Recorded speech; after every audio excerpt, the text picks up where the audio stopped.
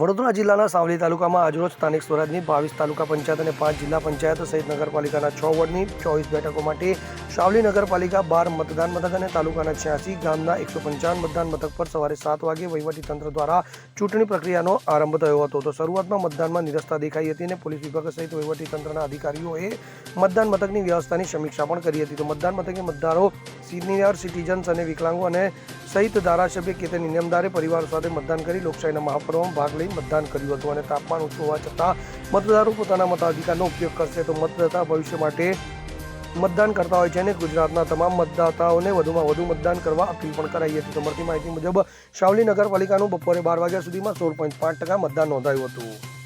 સમગ્ર ગુજરાતની અંદર જિલ્લા પંચાયત, તાલુકા પંચાયત, નગરપાલિકા, મહાનગરપાલિકામાં આજના દિવસે યોજાઈ રહી છે. આ લોકશાહીના પર્વની અંદર દરેક વ્યક્તિનો લોકશાહીની અંદર મતદાર એનો અધિકાર છે, એનો હક છે.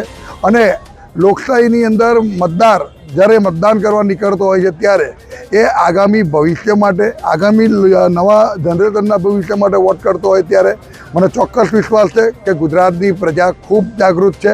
અને આજે ખૂબ તાપમાન પણ ઊંચું હોવા છતાં પણ મને વિશ્વાસ છે કે મતદાન પણ ઊંચું જ રહેશે. અને પ્રત્યેક વ્યક્તિએ એનો મતદાનનો અધિકાર છે, એ મતદાનનો અધિકારનો ઉપયોગ કરવો જ જોઈએ. એટલે મારી એક દરેકને અપીલ છે કે સમગ્ર ગુજરાતની અંદર સારામાં સારું મતદાન થાય અને દરેક મતદાર પોતે તો મતદાન કરે પણ બીજાને પણ મતદાન કરવા લઈ જાય એવી હું અપીલ કરું છું. ઇકબાલ લુહાર સાથે CN24 ન્યૂઝ, સાવલી. હવે જુઓ દેશ દુનિયાની તમામ ખબરો તમારી આંગળીના ટેરવે.